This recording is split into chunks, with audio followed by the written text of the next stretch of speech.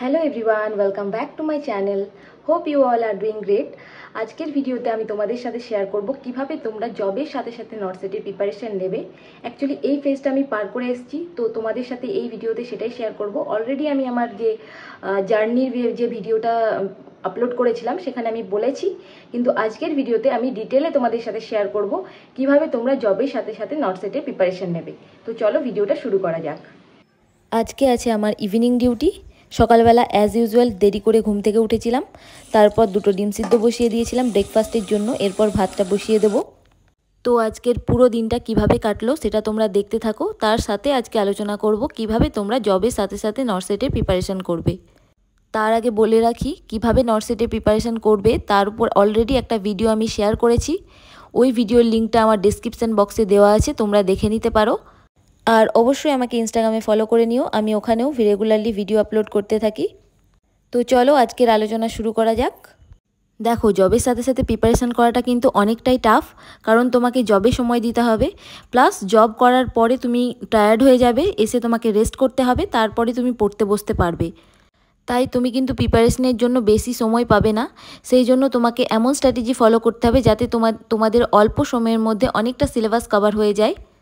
সেই জন্য যেটুকু সময় পাবে, যেটুকু সময় পড়বে, সেইটুকু সময় খুব ভালোভাবে মনোযোগ দিয়ে পড়বে এবং নোটস বানিয়ে রাখবে, যাতে করে পরবর্তীকালে যখন তুমি রিভিশন করবে তখন তোমাকে অতটা সময় না দিতে হয় এবং অল্প সময়ের মধ্যে তোমার অনেকটা সিলেবাস কমপ্লিট হয়ে যায় এবং অনেকটা রিভিশন হয়ে যায়। কারণ রিভিশন করাটা খুব ইম্পর্টেন্ট। বেশিরভাগ সময় আমরা রিভিশন করি না বলেই সিলেকশন আমাদের আটকে যায়। আমরা জিনিস তো পড়ি, কিন্তু পরীক্ষার আগে ওই রিভিশনটার জন্যই অনেকের সিলেকশন আটকে যায়। সেই জন্য রিভিশন করার জন্য নোটস বানানোটা খুব ইম্পর্টেন্ট। আমি আগের ভিডিওতেও এই কথাটা বলেছিলাম।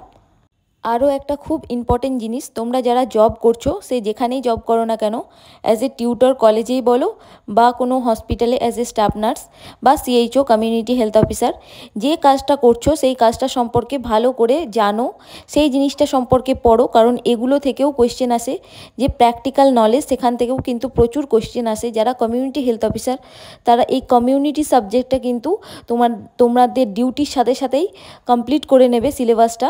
ওখানে প্রচুর জিনিসপত্র আছে, প্রচুর কোয়েশ্চেন আসে কমিউনিটি থেকে এবং সিনারিও বেস কোয়েশ্চেন আসে।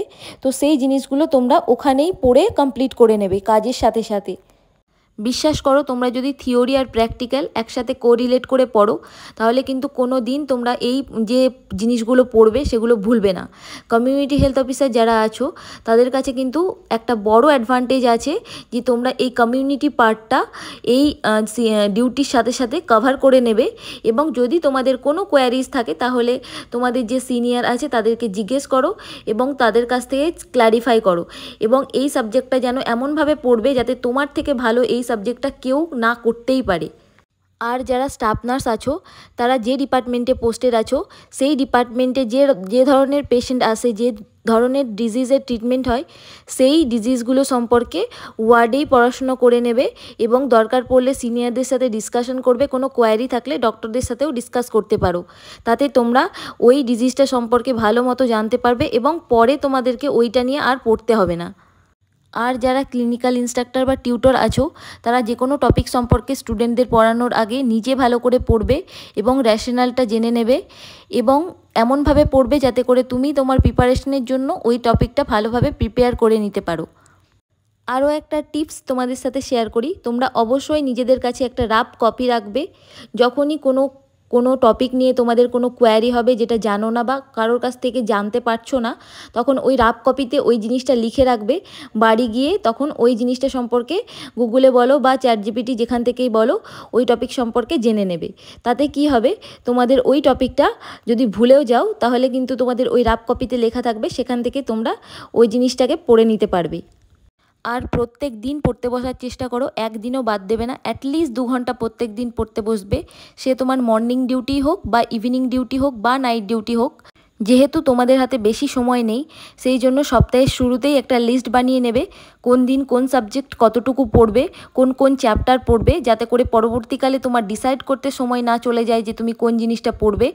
এবং প্রত্যেক সপ্তাহে এরকম একটা লিস্ট বানাবে এবং দেখবে কতটা কি পড়তে পারলে, লিস্ট অনুযায়ী কতটা কমপ্লিট হলো কতটা হলো না, এবং সেই অনুযায়ী পরের যে উইকটা সেখানে ডিসাইড করবে কতটুকু পড়বে এবং কতটুকু পড়াশোনা কমপ্লিট হলো।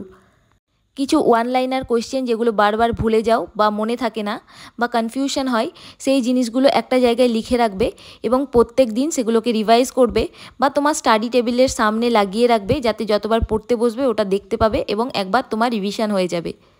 আগের দিন যেটা পড়েছিলে বা এক সপ্তাহ আগে যেটা পড়েছিলে সেই নোটসটা ডিউটির সময় ক্যারি করবে। যদি সময় পাও তাহলে অবশ্যই একবার রিভাইজ করে নেবে। তোমার ডিউটি শিডিউল বা কীরকম কী চাপ আছে তার উপর বেস করে যদি সময় পাও একবার অবশ্যই দেখে নেবে, কারণ সেই সময় তো আর নতুন করে পড়া সম্ভব নয়, সেরকম কনসেন্ট্রেশনও থাকে না। বাট যেটা তুমি পড়েছিলে সেই জিনিসটা রিভাইজ করে নিতে পারো, একবার চোখ বুলিয়ে নিতে পারো। দেখতেই পাচ্ছ আমি ডিউটির জন্য কমপ্লিটলি রেডি হয়ে গেছি। আর আজকে কিন্তু আমি তোমাদের সাথে আমার হেয়ার স্টাইলটাও শেয়ার করলাম, কিভাবে আমি হেয়ার স্টাইলটা করি। যাই হোক, এখন লাঞ্চটা করে নেব, তারপর ডিউটিতে বেরিয়ে যাব। বাইরের ওয়েদারটা একটু রোদ্দুর একটু মেঘ করছে, জানি না বৃষ্টি চলে আসতে পারে, তো তাড়াতাড়ি বেরিয়ে যেতে হবে ডিউটিতে, নাহলে ভিজে যাব। যাই হোক, আর যারা জিএনএম নার্সিং করেছো তাদের তো অবশ্যই 2 বছরের এক্সপিরিয়েন্স লাগবে, তো সেই জন্য তারা এই 2 বছরটাকে এমনভাবে ইউটিলাইজ করো যাতে করে তোমরা ফার্স্ট অ্যাটেম্পটেই নর্সেট ক্লিয়ার করতে পারো এবং শুরু থেকেই ওইভাবেই প্রিপারেশনটা স্টার্ট করো। আরও একটা কথা এখানে বলে রাখি, যারা জিএনএম নার্সিং করেছো এবং সিএইচও হিসেবে কাজ করছো তারা কিন্তু নর্সেট এক্সামে বসার জন্য এলিজিবল হবে না, কারণ যে এক্সপিরিয়েন্স ক্রাইটেরিয়া যেটা চেয়েছে সেটা কিন্তু 50 বেডেড হসপিটালেই এক্সপিরিয়েন্স লাগবে, 50 বেডেড বা তার থেকে বেশি বেডেড হসপিটালেই এক্সপিরিয়েন্স লাগবে। যেহেতু বিএসসিদের জন্য কোনো এক্সপিরিয়েন্স লাগবে না, তাই তোমরা সিএইচও হও বা স্টাফ নার্স হও সেটা কোনো ম্যাটার করে না, কিন্তু জিএনএমদের জন্য যেহেতু এক্সপিরিয়েন্স মাস্ট, 2 বছরের এক্সপিরিয়েন্স, সেহেতু সিএইচও হলে কিন্তু তোমরা সেই এক্সপিরিয়েন্স দিয়ে নর্সেট এক্সামে বসতে পারবে না। তাই এই জিনিসটা মাথায় রেখেই পরবর্তী পদক্ষেপ নেবে। আর যদি তোমাদের পোস্ট বেসিক করা থাকে তাহলে তো কোনো অসুবিধা নেই, কারণ পোস্ট বেসিক থাকলে আর এক্সপিরিয়েন্সের দরকার লাগে না। তো এই জিনিসটা একটু মাথায় রাখবে। তোমরা কিন্তু একটা অনলাইন কোচিংয়ে জয়েন করতে পারো। এখন কিন্তু অনেক ভালো ভালো কোচিং রয়েছে যারা অনলাইনে কোচিং করায়। যেহেতু তোমরা জব করছো, তোমাদের হাতে এমনিই সময় কম আছে, সেই জন্য তোমরা যদি কোচিংয়ে জয়েন করো তাহলে কিন্তু তোমরা একটা প্রপার গাইডেন্স পাবে। সেক্ষেত্রে তোমাদের অনেকটা হেডেক কম থাকবে, তোমাদের সিলেবাস কোচিং ইনস্টিটিউটের যে নোটস সেখান থেকেই কমপ্লিট হয়ে যাবে। এবং যদি তোমরা কোচিং করো সেক্ষেত্রে ওখানে টেস্ট সিরিজও আছে, তোমরা নিজেদেরকে টেস্ট করতে পারবে তোমরা কতটা প্রিপেয়ার্ড। আর কোচিং জয়েন করলে তোমরা কিন্তু নলেজের দিক থেকেও আপডেটেড থাকবে, কারণ নর্সেটে সবসময় আপডেটেড নলেজের উপরই ফোকাস করা হয়। বইয়ে সবসময় আপডেটেড নলেজটা প্রিন্ট থাকে না, কারণ বইটা পুরনো হতে পারে বা তোমার কাছে যে এডিশনটা রয়েছে সেটা পুরনো হতে পারে, সেক্ষেত্রে তোমরা পড়ে যাওয়া কোয়েশ্চেনটাও ভুল হয়ে যাওয়ার সম্ভাবনা থাকে। বিশেষ করে কমিউনিটিতে যখন সব সময় সব জিনিস আপডেটেড হচ্ছে, তো এই জিনিসটার মাথায় রেখে তোমরা কোচিং ইনস্টিটিউট জয়েন করলে এই জিনিসগুলো সম্পর্কে তোমরা আপডেটেড থাকবে, প্লাস ওরাই তোমাদের আপডেট দেবে। সেক্ষেত্রে তোমাকে আলাদা করে নেট সার্চ করে আপডেট নিতে হবে না। এই প্রসঙ্গে বলে রাখি, তোমরা অনেকেই কোয়ারি করেছো কলকাতায় কোথায় অফলাইন কোচিং করানো হয়। কলকাতায় কিছু অফলাইন কোচিং ইনস্টিটিউট রয়েছে, কিন্তু সেখানকার যে রিভিউ সেটা কিন্তু চোখে পড়ার মতো নয়। এর থেকে তোমরা অনলাইন কোচিং জয়েন করতে পারো, সেখানকার স্টুডেন্টদের সাফল্য কিন্তু অনেক বেশি। তাই আমি সাজেশান দেবো তোমরা ওই সব কোচিংগুলোর মধ্যে যে কোনো একটা জয়েন করো। এবং ইউটিউবে প্রচুর ফ্রি ভিডিও আছে, সেই ভিডিওগুলো দেখে তোমরা ডিসাইড করো কোন কোচিংটা তোমাদের ভালো হবে, সেই কোচিংগুলোর মধ্যে একটা জয়েন করো এবং সেখানে যে স্টাডি মেটেরিয়ালস সেগুলো স্টাডি করো। আমার কলিগদের মধ্যে যারা ওয়েস্ট বেঙ্গল থেকে বিলং করে তারা কিন্তু সবাই অনলাইন কোচিংই করেছে, এবং কিছু যারা অফলাইন কোচিং করেছে তারা কিন্তু বাইরে থেকে করেছে। তাই যারা জব করো বা যারা জব করো না তারা সবাই অনলাইন কোচিংই জয়েন করো। তাই এটা ভাবার কোনো কারণ নেই যে তোমরা জবের সাথে সাথে প্রিপারেশন করছো, তোমরা প্রিপারেশনে অনেক কম সময় দিতে পারছো, সেই জন্য তোমরা প্রিপারেশনে পিছিয়ে আছো। এটা একদমই নয়। তোমরা যদি ভালোভাবে প্রিপারেশন নাও এবং যতটুকু সময় পাচ্ছ ততটুকুই ভালোভাবে প্রিপারেশন নাও, তাহলে কিন্তু তোমরাও অবশ্যই এই পরীক্ষাটা ক্র্যাক করতে পারবে। এবং তোমাদের কাছেও কিন্তু কিছু অ্যাডভান্টেজ আছে, যেটা যারা শুধু প্রিপারেশান নিচ্ছে, যারা হচ্ছে জব করছে না তাদের থেকে এক্সট্রা।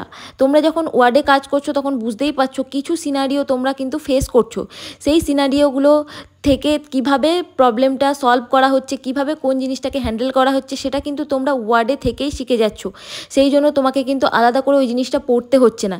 এই জিনিসটা থেকে কিন্তু কোশ্চেন প্রচুর আসে সিনারিও বেস, এবং প্রত্যেকটা অপশান কিন্তু মনে হয় যে এই অপশানটাই ঠিক। সেখান থেকে তোমরা কিন্তু প্র্যাকটিক্যাল এক্সপিরিয়েন্সের মাধ্যমে কোন জিনিসটা প্রায়োরিটি সেটা কিন্তু জানতে পারছো। এই জিনিসটা কিন্তু তোমাদের কাছে একটা অ্যাডভান্টেজ আছে এবং সেটাকে তোমরা ইউজ করো। দেখো, সব কিছুকে দেখার কিন্তু ডিফারেন্ট পার্সপেক্টিভ থাকে। তো তোমরা এই জিনিসটাকে এভাবে দেখো না যে তোমরা জব করো তোমাদের হাতে সময় নেই, বরং এভাবে দেখো যে তোমরা জব করো, তোমাদের কাছে আলাদা অপরচুনিটিস আছে, এবং নর্সেট কিন্তু সেই জিনিসটাকেও প্রায়োরিটি দেয়। সেই জন্যই বিভিন্ন রকম সিনারিও বেস কোয়েশ্চেন থাকে, বিভিন্ন রকম ইনস্ট্রুমেন্টের ছবি দিয়ে কোয়েশ্চেন থাকে, বিভিন্ন প্রসিডিওরের ছবি দিয়ে বা ভিডিও দিয়ে কোয়েশ্চেন থাকে।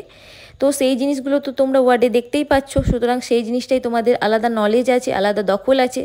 তো সেটাকে তোমরা ইউজ করো এবং এই জিনিসটাকে এভাবে দেখো যে আমাদের কাছে আলাদা একটা অপরচুনিটিস আছে। তো আজকের ভিডিওটাতে আমি তোমাদের সাথে শেয়ার করলাম কিভাবে তোমরা জবের সাথে সাথে নর্সেটে প্রিপারেশন নেবে, এবং স্পেসিফিক্যালি যে জবগুলো হয় যেমন সিএইচও, স্টাফ নার্স বা ক্লিনিক্যাল ইনস্ট্রাক্টর বা সিস্টার টিউটর, এই জবগুলোতে থাকাকালীন কিভাবে প্রিপারেশান নেবে সেটাও কিন্তু আমি স্পেসিফিক্যালি আলাদা করে মেনশন করেছি। যদি তোমাদের এই ভিডিওটা থেকে কিছু হেল্প হয় তাহলে অবশ্যই আমাকে কমেন্টে জানিও, ভিডিওটা একটা লাইক করে দিও এবং চ্যানেলটা সাবস্ক্রাইব করে নিও। See you in next video, take care, by.